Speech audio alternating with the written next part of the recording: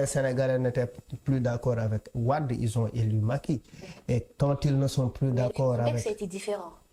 Oui, mais c'est ce qu'on reproche. Parce que maintenant, sur le plan politique, on voit beaucoup d'inélégance par rapport à certaines... De Senghor à Abdou Diouf, de Abdou Diouf à Abdoulaye Wade, de Abdoulaye Wade à Macky Sall, l'inélégance chez les politiques a été toujours là.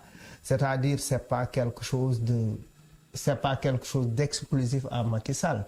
Macky Sall ne fait que peut-être répéter les leçons apprises de ses prédécesseurs. Si l'on se souvient, à un moment donné, il a été un peu, comment dire, à la même place qu'Ousmane Sonko, mais avec le cas Abdoulaye Wade, c'était pas passé exactement ça. Oui, c'est surtout par rapport à ses procès, je sais pas. Oui, on peut dire ça. Abdoulaye Wade n'avait pas emprisonné Macky Sall, mais Abdoulaye Wade aussi avait emprisonné des gens pour les empêcher. Il a emprisonné Idrissa Seck, etc., etc. C'est-à-dire, il nous faut renforcer des institutions. Nous n'avons pas besoin d'hommes forts au Sénégal, comme le disait Obama. En Afrique en général, on a besoin d'institutions fortes. Il faut qu'on ait de très bonnes institutions.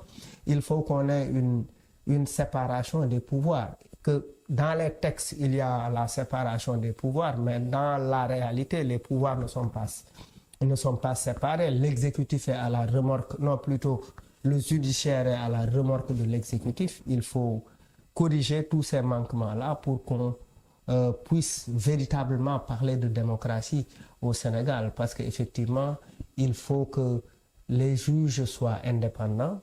Il faut que les juges aussi travaillent pour accéder à cette indépendance, parce que ce sont eux qui disent le droit. Il faut qu'ils s'organisent pour être beaucoup plus rigoureux, pour effectivement se détacher du politique, pour que effectivement que ce qu'ils disent ne soit pas une commande d'un politique, effectivement. Maintenant, il y a beaucoup de dispositions au niveau de nos textes qui sont là, qu'il faudrait corriger. Même si Ousmane Sonko arrivait, il faut impérativement corriger cela. Parce qu'en fait, ça donne des avantages au président. Il faut lutter contre l'hyperprésidentialisme. Il y a de l'hyperprésidentialisme. On a l'impression qu'en fait, la présidence est un patrimoine, c'est la propriété de quelqu'un, c'est-à-dire du président de la République.